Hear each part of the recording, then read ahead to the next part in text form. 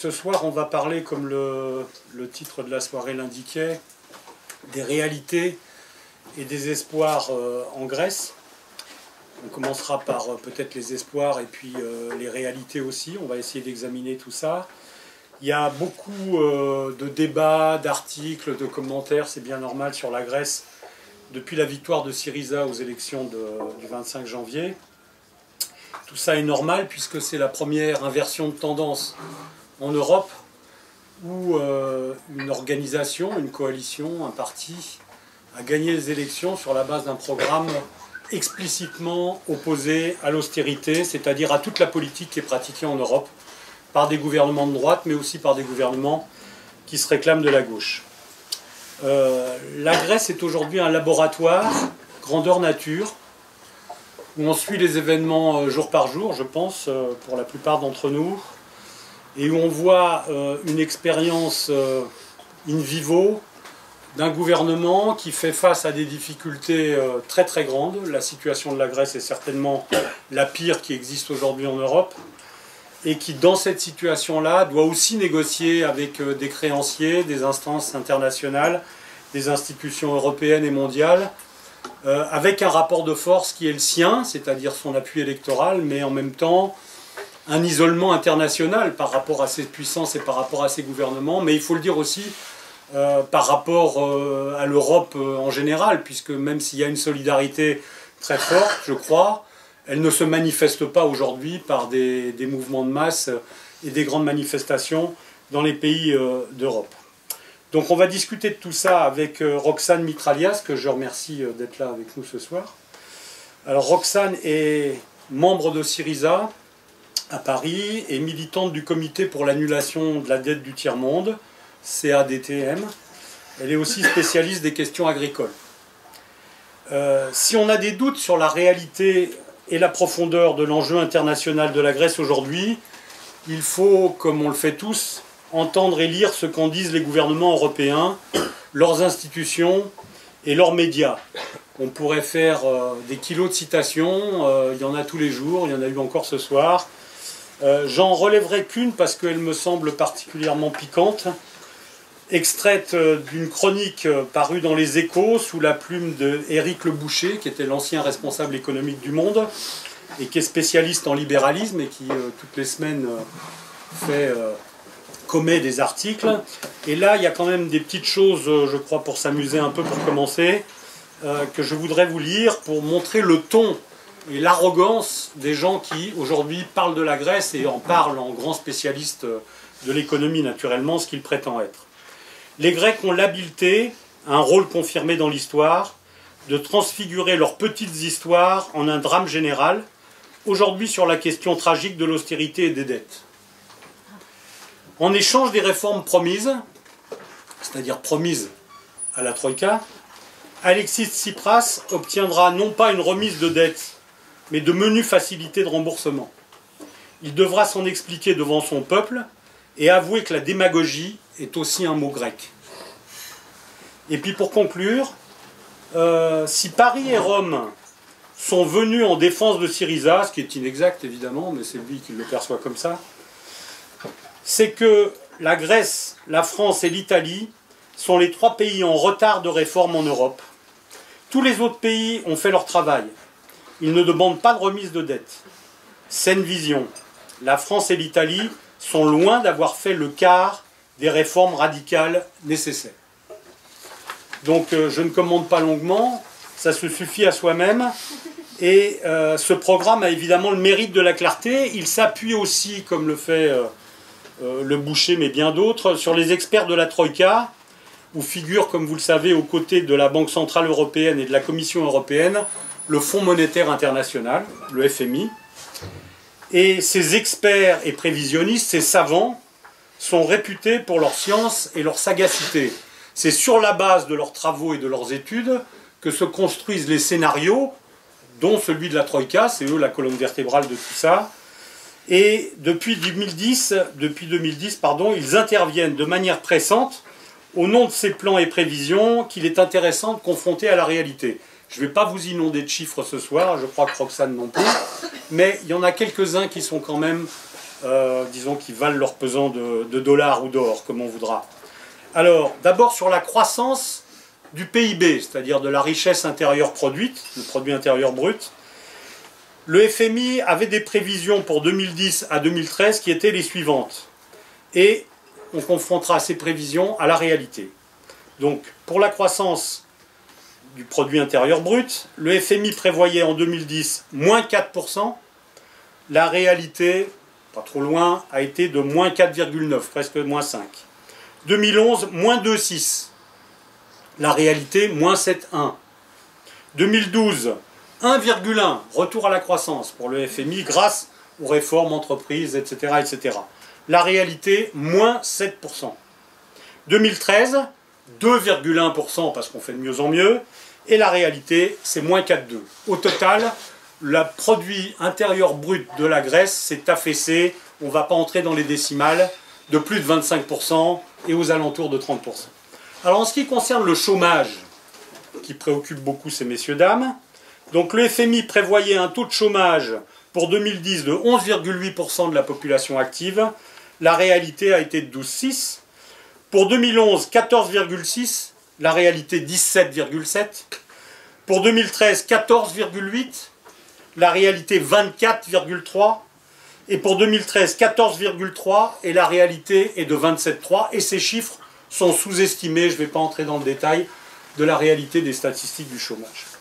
Donc, sans commentaire, de ce point de vue, on peut dire en passant très rapidement que les propositions du gouvernement de Syriza ne sont certainement pas moins réalistes et moins lucides que ces chiffres-là. On a beaucoup parlé à propos des négociations européennes qui ont abouti à l'accord récent du 20 février, il y a 3 jours, de poker menteur et de théorie des jeux, puisque le ministre des Finances actuel de la Grèce, Yanis Varoufakis, a fait des travaux universitaires, il était professeur, autour de la théorie des jeux, pas seulement. Yanis Varoufakis, qui n'est pas une idole, qui n'est pas un révolutionnaire, mais se décrit lui-même comme un marxiste erratique. Il n'y a pas beaucoup de ministres des Finances qui se décrivent comme ça, mais lui le fait. Et voilà ce qu'il dit dans une tribune du New York Times du 16 février, donc il y a une semaine, qui a été écrite en pleine négociation avec les instances européennes. Il dit « La grande différence entre ce gouvernement et les gouvernements grecs précédents est double. Nous sommes déterminés à nous confronter aux citadelles des intérêts puissants pour relancer la Grèce et gagner la confiance de nos partenaires. Nous sommes aussi déterminés à ne pas nous laisser traiter comme une colonie débitrice, qui paye ses dettes, appelée à souffrir jusqu'au bout. Comment savoir que notre modeste feuille de route politique, qui est bien notre ligne rouge, est juste? Nous le savons en regardant dans les yeux des affamés des rues de nos villes, ou dans l'angoisse de nos couches moyennes, ou encore en prenant en compte les intérêts de ceux qui travaillent dur dans toutes les villes et tous les villages de la zone euro. Après tout, l'Europe ne retrouvera son âme que quand elle retrouvera la confiance des peuples, en mettant vraiment leurs intérêts au devant de la scène. Là encore, il n'y a pas beaucoup de ministres des Finances qui parlent et qui écrivent de cette façon. Alors pour conclure, je voudrais dire quelques mots de commentaire avant Roxane sur l'accord du 20 février. Le nouveau gouvernement grec était dans une partie très difficile et qui continue, et il n'a pas pu faire annuler la dette, contrairement à ce qu'il voulait et contrairement à ce qu'il avait annoncé. Par réalisme à ce stade, il ne l'exigeait d'ailleurs pas des discussions avec l'Eurogroupe. Mais il a gagné sur 3 points importants. L'accord ne reprend pas l'exigence d'un excédent budgétaire primaire. Excédent budgétaire primaire, j'ouvre la parenthèse, ça veut dire la différence entre les ressources et les dépenses de l'État hors paiement d'intérêt de la dette. C'est ça que veut dire primaire. Donc l'accord ne reprend pas l'exigence formulée par le FMI et formulée par la Troïka d'un excédent budgétaire primaire de 4,5% ou même de 3% du PIB grec. C'est peut-être implicite dans le texte de l'accord, où on renvoie au texte antérieur, mais ça n'est pas formulé comme tel. Ce qui signifie, a signifié et signifierait encore, si c'était appliqué, des coupes drastiques dans les dépenses sociales ou publiques de l'État grec, comme celles qui ont déjà meurtri la Grèce et qui ont abouti aux résultats qu'on connaît. Pour mémoire, puisque nous sommes en France et qu'il faut parler un peu de ça aussi, pour mémoire, le solde budgétaire primaire, parce que ce n'est pas un excédent, de la France, la belle France, c'est moins 2% aujourd'hui. Moins 2%. On exigeait de la Grèce 4, 5 ou 3, et la France, elle est à moins 2. Elle n'a pas la troïka aux fesses pour l'instant. La Grèce présente elle-même le calendrier de ses réformes. La troïka, qui n'existe plus officiellement, elle est remplacée par ce qu'on appelle dans les textes maintenant les institutions, mais ce n'est pas simplement un changement de vocabulaire, ça veut dire qu'il n'y a pas une instance centralisée qui dicte ces mémorandums qu'on l'a fait jusqu'à présent. La troïka, donc, avec son nouveau vocabulaire, n'est plus en position d'exiger le calendrier des réformes ou de les imposer. Les institutions ne donnent qu'un avis a posteriori, et c'est ce qui a été fait aujourd'hui sur la base du texte qui a été remis par le gouvernement grec. Cet accord, et c'est ça le plus important, ou ce nouveau contrat, ouvre une transition vers un nouvel accord dans les 4 mois, c'est-à-dire avant la fin juin. Donc ça n'est que partie remise.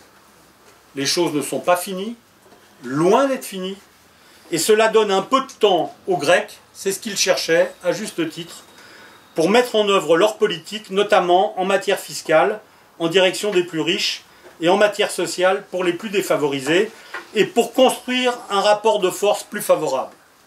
Alexis Tsipras a dit il y a quelques heures, dans une conférence de presse, qu'il ne voulait pas tomber, il au pluriel, les autorités grecques, ne voulaient pas tomber dans le piège tendu par l'Eurogroupe, par les autorités de la zone euro, et qu'ils avaient décidé d'adopter une politique de contournement. Ça veut bien dire ce que ça veut dire. Donc ça n'est pas une grande victoire, certainement pas. Ça n'est pas l'application du programme de Syriza, certainement pas. Mais ça n'est pas non plus une défaite. Parce que dans cette affaire, il y a maintenant une course contre la montre qui est engagée. Et cette course contre la montre, qui va avoir de multiples rebondissements d'ici la fin juin, elle se déroule dans un contexte où ce qui compte, c'est le rapport de force en Grèce, c'est-à-dire les mobilisations de masse, qui remontent, et il y a une manifestation qui est appelée dans quelques jours, et en Europe, qui reste très en deçà de ce qu'elle devrait être. Donc notre soutien à Syriza, je conclurai là-dessus, doit être total. Total, ça ne veut pas dire qu'on n'a pas d'opinion, qu'on ne peut pas avoir des opinions divergentes ou critiques par rapport à tel ou tel aspect de l'accord, de la politique, bien évidemment. Mais ça veut dire que le soutien doit être d'abord total, parce que nous ne nous dispensons pas de la critique, pas plus que l'aile gauche qui existe à l'intérieur de Syriza, la plateforme de gauche, mais nous savons que notre rôle à nous, ici, en Europe et en France, c'est d'abord de nous battre contre les autorités européennes et contre le gouvernement français qui les soutient, malgré les quelques déclarations polies qu'il fait de temps à autre, pour dire qu'il trouve ça très sympathique, Syriza. Notre responsabilité est d'aider les Grecs de toutes nos forces, d'abord contre l'Union européenne et notre propre gouvernement, pleutre, comme d'habitude, à l'image de son commissaire européen actuel, Pierre Moscovici, recasé du gouvernement français depuis peu. Alors que Syriza, au milieu de grandes difficultés, donne l'image de la dignité et de la fermeté au service de son peuple qui la soutient de plus en plus, comme l'indiquent les derniers sondages d'opinion en Grèce, qui, il y a encore très peu de temps, montraient qu'il y avait un soutien de l'ordre de 80% pour le gouvernement grec aujourd'hui. Ça ne veut pas dire que ça durera tout le temps, mais ça veut dire en tout cas que c'est beaucoup plus que le soutien dont jouit le gouvernement français. Voilà, je passe la parole à Roxane, et ensuite nous engagerons évidemment, comme d'habitude, un débat. Merci à Charles pour cette introduction. Je ne sais pas si vous m'entendez, est-ce qu'il faut que je parle encore plus fort? Bon. Merci aussi à la Société Louise Michel de m'avoir invité pour parler des espoirs et des réalités en Grèce. Je dois quand même avouer que ce n'est pas la tâche la plus facile en ce moment. Pas seulement parce qu'il y a le salon de l'agriculture et que je suis particulièrement sollicitée à cause de cet événement, mais surtout parce que pour une grecque comme moi, mais pas seulement, ce qui se passe ces derniers jours, c'est quand même cette impression de suivre un téléfilm qui, à chaque épisode, se conclut par une séquence dramatique, hein. C'est la règle du scénario. Un téléfilm où il y a eu déjà une première saison qui s'est finie avec les élections de Syriza, une deuxième saison qui démarre. Alors une deuxième difficulté pour moi, parce que il était beaucoup plus facile d'analyser la saison 1, qui était une saison plutôt sociale et politique, disons, qu'on peut résumer en disant que c'était un désastre, qu'on pouvait analyser le désastre économique, social et environnemental que subissait, dans lequel se trouvait le pays. Contrairement donc à cette saison 2 qui a démarré il n'y a pas très longtemps, il y a quelques semaines à peine, qui est beaucoup plus politique économique, donc en tout cas pour moi beaucoup plus difficile à comprendre, à analyser, n'étant absolument pas économiste. Il y a aussi une troisième difficulté dont je voulais vous parler en introduction, c'est que on est tiraillé, on est confronté à des rythmes extrêmement différents, au rythme de la négociation d'un côté face au rythme de la crise humanitaire qui est là tous les jours et qui nous rappelle son urgence, là-bas en tout cas, au rythme qui oppose le gouvernement, maintenant même si c'est un gouvernement de gauche, et la population grecque. Pour l'instant ils sont quand même encore en phase. Et il y a aussi le rythme qui est extrêmement différent, et ça c'est peut-être la chose la plus difficile parmi les pays européens. Donc je voulais revenir un peu sur les réalités parce que avant de démarrer la saison 2, il est bon de rappeler un peu le bilan et pourquoi on en est là. Deux mots sur la dette, hein, quand même, parce que tout démarre quand même en Grèce avec cette question de la dette qui est au centre du scénario. Cette crise des subprimes, en tout cas en 2007, qui pousse les banques à trouver un nouveau terrain d'investissement et qui donc spécule massivement sur la dette grecque et qui réalise de très gros profits. Et deuxième phase dans cette question de la dette, la restructuration, quelques années plus tard, de cette même dette, qui est en fait un sauvetage des banques déguisé, et qui fait qu'en ce moment, on se retrouve dans une situation extrêmement délicate, qui est que ce ne sont plus les banques qui possèdent la dette grecque, mais bien les autres États de l'Union européenne. C'est schématique, mais bon, c'est l'idée.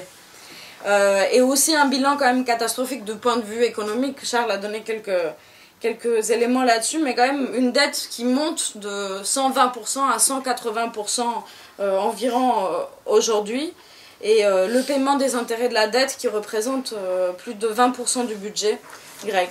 Je voulais aussi souligner quelque chose, parce que quand on discute avec les uns et les autres qui ne sont pas forcément très, très au courant de ce qui se passe en Grèce, il y a plusieurs arguments qui arrivent. Bon, les Grecs ne payent pas leurs impôts, mais il faut payer la dette, il faut payer ses dettes, etc. Il faut quand même dire que cette dette grecque était dès le départ illégitime. C'est une dette qui vient de l'époque des colonels, où les colonels, la dictature des années 70 a multiplié la dette du pays par 4. C'est une dette des projets inutiles. C'est exactement ce qui s'est passé dans les pays du Sud. C'est les éléphants blancs, c'est-à-dire des grands projets qui servaient qu'à ceux qui empochaient les pots de vin. C'est une dette des dépenses militaires, une question particulièrement importante en Grèce, hein, et qui reste aujourd'hui une question importante aussi. C'est aussi la dette des Jeux Olympiques, et ça il ne faut pas l'oublier. Le budget initial était de 1,3 milliard et les calculs actuels parlent de 20 milliards d'euros de dépenses. Et évidemment, comme dans beaucoup de pays, y compris la France, c'est une dette de la compensation de la baisse des impôts sur les sociétés et les revenus élevés. Et ça, c'est quelque chose de particulièrement important en Grèce dès les années 2000. Donc, ce problème de la dette, qu'est-ce qui se passe? On met en place des plans de sauvetage pour sauver la Grèce, qui imposent l'austérité et les privatisations en échange d'emprunts supposés rembourser la dette, qui en fait ne font que rembourser les intérêts et faire perdurer cette espèce de nouvelle histoire de Sisyphe qui pousse toujours son rocher là, sur sa montagne.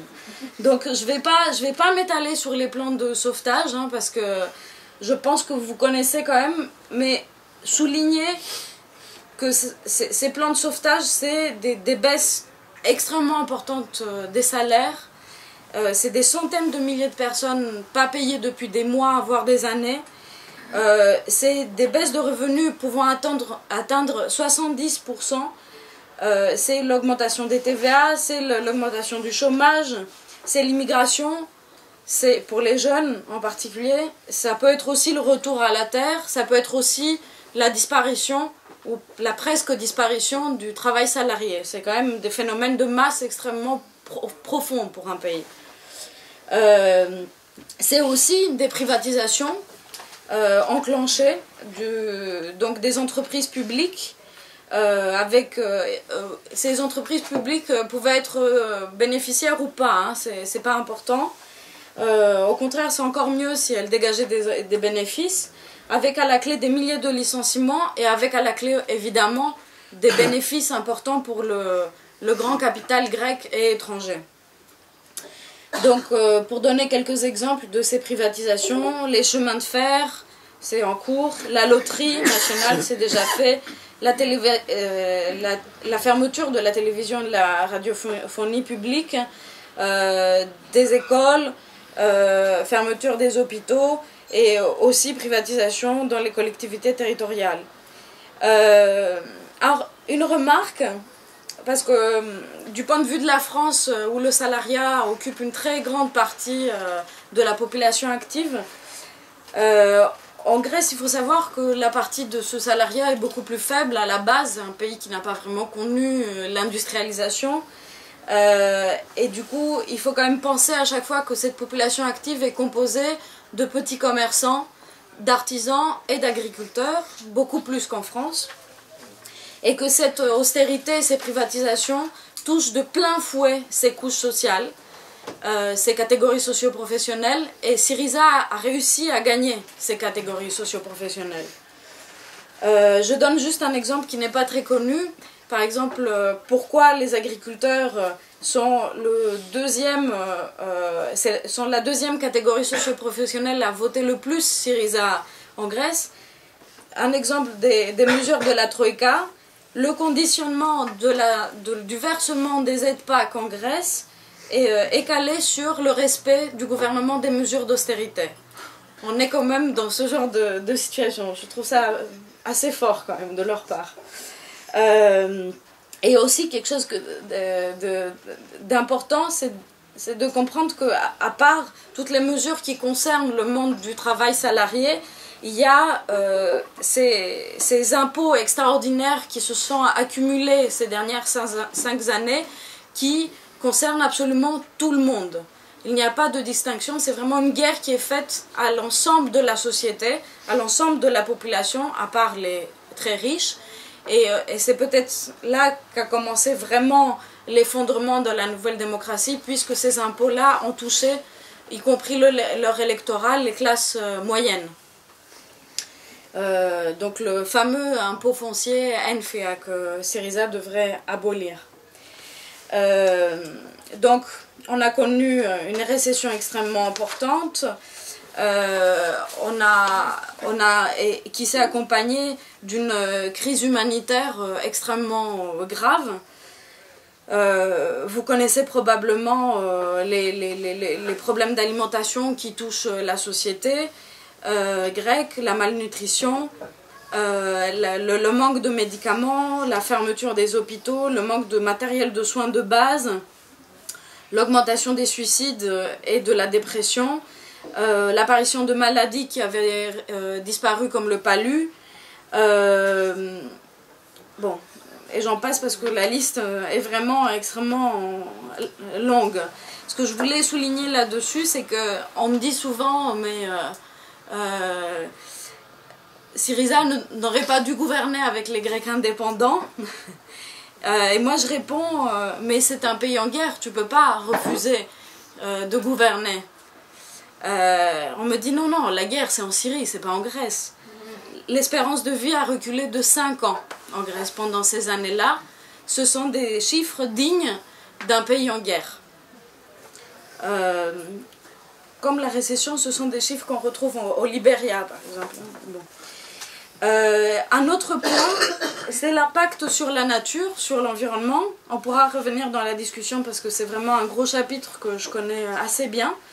Il faut savoir qu'une des tâches prioritaires du gouvernement grec et de la Troïka a été de démanteler l'ensemble des dispositions de protection de la nature. Pourquoi? Pas parce qu'ils sont particulièrement contre l'écologie, c'est pas le problème.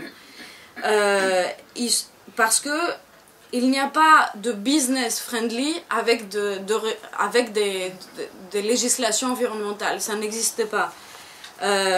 Et en fait, ne plus protéger l'environnement, c'est pouvoir exploiter n'importe comment, n'importe où, et avec tous les moyens. Et surtout construire, ce qui est extrêmement important en Grèce.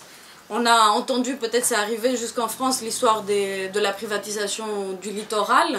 C'est pas passé de justesse, mais les forêts ont été privatisées en décembre, juste avant que les élections se fassent, dans un pays où les terres étaient publiques et protégées par la Constitution.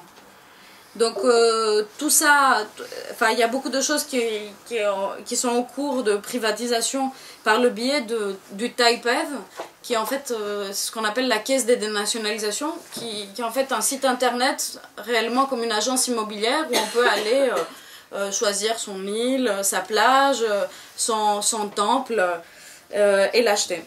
Pour pas très cher en fin de compte. Donc ça concerne les terres, les ressources minières évidemment, dans un pays sans code minier. Donc ça veut dire que tout l'argent part aux entreprises et il n'y a rien qui reste à l'État. Ça concerne évidemment la gestion de l'eau et des déchets. Donc tout ça disons, contribue à un sentiment de perte de souveraineté. C'est quelque chose qu'il faut vraiment comprendre au niveau de ce qui se passe dans la population grecque. Ça aide aussi à comprendre les taux de soutien au gouvernement Syriza absolument extraordinaires. Plus de 80% les derniers sondages. Donc un sentiment de perte de souveraineté, une impression que les Grecs n'ont rien à dire sur leur sort, de mise sous tutelle, mais aussi que l'histoire se répète, parce que c'est quand même un pays qui a, à la sortie de la Seconde Guerre mondiale, a vu son sort sceller sans pouvoir dire quelque chose là-dessus. Rappelez aussi que quand même pendant ces 5 années, c'est pas tous les Grecs qui en ont souffert, qui ont souffert, tout au contraire, il y en a qui ont continué à profiter. Il y en a même qui ont trouvé encore plus de situations qui leur généraient des bénéfices. L'Église, évidemment, qui paye toujours pas, enfin qui n'a jamais payé d'impôts sur sa fortune. Les armateurs, protégés par une 50aine de niches fiscales. Et le grand capital, les autres entrepreneurs grecs qui participent donc à la privatisation des biens communs et des entreprises publiques. Et qui continuent à profiter de la corruption dont ils sont responsables. Un exemple par rapport à ça, peut-être vous en avez entendu parler, une lutte importante en Grèce et un dossier vraiment emblématique, c'est les terres de l'ancien aéroport de Elliniko. Pour ceux qui à l'époque étaient déjà militants, c'était là où avait eu lieu le Forum social européen. Donc c'est une surface vraiment énorme avec beaucoup de littoral en plein Attique que les Qataris et les Chinois aimeraient bien investir pour construire des hôtels de luxe par exemple. Finalement, malgré contre toute attente, c'est pas les Qataris qui ont acheté ces terres, c'est bien Latsis, des entrepreneurs grecs des plus puissants et des plus riches. Voilà, donc c'est vraiment un exemple pour dire qu'il y en a qui ont encore beaucoup d'argent et qui sont très intéressés par le processus en cours, quoi. Évidemment, cet épisode-là s'est accompagné de beaucoup de réactions dans la société. Il y a eu beaucoup de manifestations, il y a eu un mouvement des indignés grecs, il y a eu des expériences d'autogestion, de survie qui continuent. Il y a eu aussi des luttes écologiques très virulentes, comme à Skouries, au nord de la Grèce, les mines d'or, qui sont radicales et emblématiques. Il y a eu aussi une répression très très féroce. Ça, c'est pour répondre aux personnes qui me disent mais pourquoi les Grecs ne se sont pas soulevés, pourquoi ils ont attendu tant de temps. La répression qu'a subi le peuple grec les premières années des mémorandas était quand même extrêmement grave. Il y a eu une politique de censure des médias et de corruption au préalable. Et aussi une politique gouvernementale du bouc émissaire envers les étrangers, les immigrés, envers les femmes séropositives, un gouvernement qui flirtait ouvertement avec les néo-nazis aussi bien sur le fond que sur la forme. Donc ces mouvements-là, les mouvements sociaux étaient, ces deux dernières années, voire un peu plus, étaient en net recul. Et il y avait une certaine morosité dans la société, il y avait une certaine acceptation de ce qui se passait, une débrouille, une habitude. Les gens commençaient à s'habituer à ce qui leur arrivait. Et ces élections-là, les élections du 25 janvier, arrivent dans ce cadre-là, comme un débouché politique à tout ça, parce qu'on dirait que quand même les gens avaient besoin d'une victoire pour y croire de nouveau. Et il faut dire que quand même les premières semaines d'élection du gouvernement ont été accompagnées d'une euphorie dans la population. Enfin, tout le monde regardait la télé, les journaux télévisés ont atteint des cotes de popularité énormes. C'était comme un téléfilm, vraiment. Tous les soirs, il y avait le rendez-vous pour voir qu'est-ce qu'on allait entendre comme déclaration et comment Varoufakis allait s'opposer à la Troïka.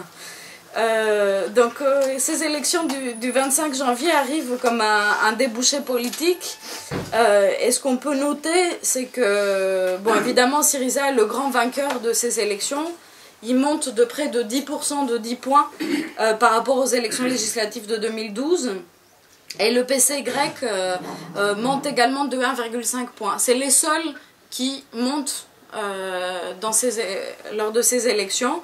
La droite, l'extrême droite néo-nazie, les Grecs indépendants, la rivière, donc le Topotami, qui sont des centristes proches des milieux financiers, tous baissent mais sans s'effondrer néanmoins. Celui qui s'effondre, c'est le PASOK, donc le PS grec, qui perd près de 7%. Et je suis très heureuse de vous annoncer que c'est le parti qui est entré en dernier au Parlement grec.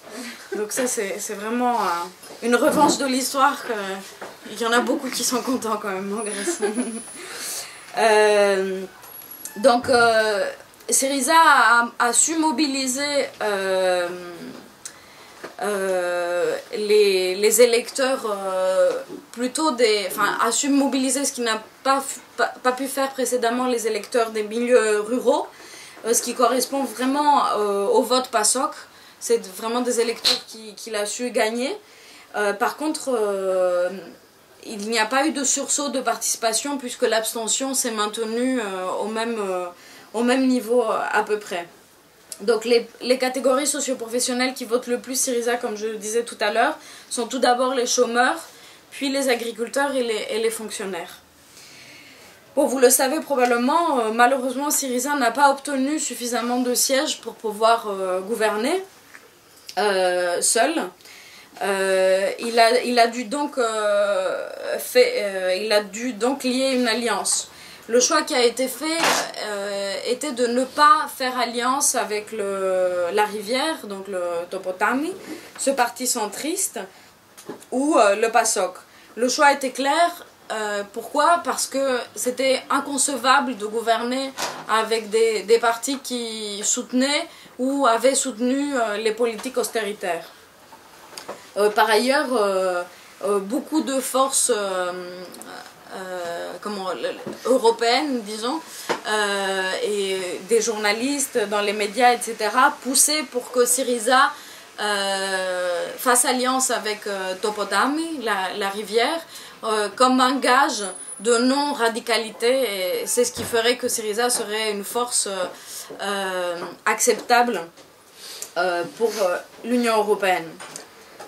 Par exemple, c'était le parti pris de Jean Quatremer, que vous connaissez peut-être, éminent journaliste dans l'IB. Le choix qui a été fait est donc celui des Grecs indépendants. C'est un parti de la droite souverainiste, clair sur le refus des politiques d'austérité et sur une ligne plutôt dure sur la dette. Le ministère de la Défense a été accordé à son chef, à son dirigeant Panos Kamenos, et des secrétariats d'État comme celui du tourisme à d'autres membres des Grecs indépendants. Une remarque, parce que beaucoup pensent que c'est un parti d'extrême droite, moi je ne le pense pas. Eux-mêmes se considèrent comme à gauche de la nouvelle démocratie. Et aussi de dire que le souverainisme, même le patriotisme, s'exprime, c'est quelque chose de très différent d'être patriote en Grèce que de l'être en France. Hein. La Grèce est un pays de la périphérie de l'Europe qui est sous l'emprise des grandes puissances européennes. Du coup, revendiquer la souveraineté nationale, le pouvoir, le fait de décider que le peuple soit souverain, que les décisions se passent dans le pays, c'est absolument pas la même chose que le revendiquer pour une puissance internationale comme la France. Il y a évidemment beaucoup de divergences avec ce parti, hein, il faut pas... c'est certain sur les questions de droit, notamment sur l'ouverture du Pacs aux couples gays par exemple, sur l'immigration. Juste par rapport à la question des droits des homosexuels, dire que rien n'est gagné en Grèce parce que le PC grec est contre l'ouverture du Pacs aux couples gays par exemple. Hein. Donc c'est pas du tout dit que quand on est de gauche on est ouvert hein, sur ces questions-là. Sur les rapports avec l'Église, avec les pays voisins, c'est quand même un parti de droite. Ce choix qu'a fait Syriza est quand même un signe, puisque ça donne quand même sa ligne sur la possibilité de mener de ne pas s'engouffrer dans des politiques austéritaires. Après, sur la composition du gouvernement, rapidement, juste de dire qu'il y a plusieurs personnalités qui sont considérées comme modérées, au centre de Syriza, comme Vrahasakis qui est le vice-premier ministre, ou Stathakis, c'est que des noms Akis, hein, c'est un hasard. Stathakis qui est le ministre de l'économie, ou le plus connu, Varoufakis, le ministre des Finances. Mais il y a aussi par exemple Panagiotis Lafazanis qui est un des dirigeants de l'aile gauche de Syriza, qui a obtenu l'hyper-ministère de la reconstruction productive. Et aussi, par exemple, Zoe Kossadopoulou, une avocate très médiatique, figure de la lutte contre l'évasion fiscale et la corruption, qui est devenue présidente du Parlement grec. Donc, je parlais de vagues d'euphorie. Effectivement, on était tous très émus d'entendre que les salaires allaient revenir à 751 € contre 480 qui étaient précédemment, la réembauche des fonctionnaires, mis en disponibilité, l'arrêt des privatisations, bon, la protection de la résidence principale, toutes ces mesures, l'ouverture du Pacs aux couples gays et l'attribution de la nationalité aux enfants d'immigrés, c'est quand même des mesures qui, pour certaines, correspondent à la crise, à la question de la crise humanitaire, et pour d'autres sont réellement des fractures dans l'histoire politique du pays, comme la décision d'attribuer la nationalité grecque aux enfants d'immigrés. Ça, c'est vraiment quelque chose de très nouveau. Il y a aussi la mise en place de procédures à l'encontre d'anciens ministres et de députés impliqués dans les scandales et dans la corruption, ainsi que très récemment la mise en place d'une commission d'audit de la dette grecque par le Parlement grec, d'une commission d'enquête sur les responsables des mémoranda au sein, ça c'est aussi une déclaration qui a été faite par la présidente du Parlement grec, et d'une commission sur les réparations allemandes. Donc, avec tout ça, on arrive à la mi-février, disons, début février, mi-février. Et là commencent vraiment les difficultés, on va dire ça comme ça. Puisque le choix du temps, de la temporalité pour l'élection de Syriza n'était pas du tout anodin et pas du tout naïf, hein. Puisque au 28 février, l'actuel plan d'aide à la Grèce se terminait. Donc il fallait faire vite, il fallait absolument discuter, négocier avant ça. En tout cas de mon point de vue. La proposition que soutenait Syriza dans ces négociations, que soutient encore Syriza, était de ne pas accepter une prolongation du plan d'aide, des plans de sauvetage, mais un pré-relais de 6 mois, sans contrepartie austéritaire, pour pouvoir faire face aux échéances des prochains mois. Ça, c'est la stratégie. Malheureusement, donc, la situation s'est tendue encore plus pendant cette période, puisque la BCE a menacé de ne plus accepter des titres grecs dévalués, ce qui mettait en difficulté le financement des banques grecques et mettait en péril l'équilibre de l'économie tout entière. En même temps, apparemment, il y a des phénomènes de retrait de sommes très importantes depuis l'annonce des élections, donc c'est quelque chose qui dure depuis quelques mois. On parle, bon, je ne sais rien si c'est vrai ces chiffres-là, mais dans les milieux financiers, on parle de 40 à 100 milliards d'euros, ça m'a l'air vraiment énorme, mais en tout cas, j'ai lu ça dans Mediapart, donc c'est pas complètement farfelu. Donc on peut dire que les négociations avaient lieu quand même dans une situation extrêmement tendue, extrêmement difficile, une situation de chantage. J'ai lu aujourd'hui même dans des journaux grecs que apparemment il y aurait plus de liquidité dès aujourd'hui s'il n'y avait pas eu d'accord. Donc ce qui mettait quand même ce qui faisait monter la pression. Donc en même temps, évidemment, pendant cette phase-là, le peuple grec est sorti dans les rues massivement. Il y a eu des manifestations très importantes à Cédarma. Il y a eu par exemple près de 30 000 personnes. Ce qui est intéressant aussi, c'est de dire que c'est un peu une deuxième vie du mouvement des indignés. En tout cas, ce sont des manifestations qui sont organisées de manière spontanée par les réseaux sociaux. Il y a eu évidemment des rassemblements et des manifestations de soutien en Europe et au-delà. Les Grecs soutiennent très très massivement leur gouvernement, puisque il y a plus de 80% d'opinion favorable. Syriza a su conquérir des extrêmement larges parties de la société, en se basant notamment sur ce sentiment de dignité et de souveraineté retrouvée face à la Troïka. Cet engouement autour du personnage de Yanis Varoufakis est vraiment le signe de ça. C'est celui qui a osé les affronter. Donc c'est devenu quand même une figure populaire. Il faut aussi dire que, comme disait Charles tout à l'heure, le gouvernement grec est resté extrêmement isolé au niveau européen. Malgré les quelques rassemblements et manifestations, il n'empêche qu'il était seul au niveau des gouvernements, avec une Allemagne extrêmement agressive qui a adopté une ligne très dure, sortie de l'euro ou austérité, sous la menace d'une faillite bancaire. Évidemment, le PS français ne s'est absolument pas désolidarisé de cette ligne austéritaire néolibérale.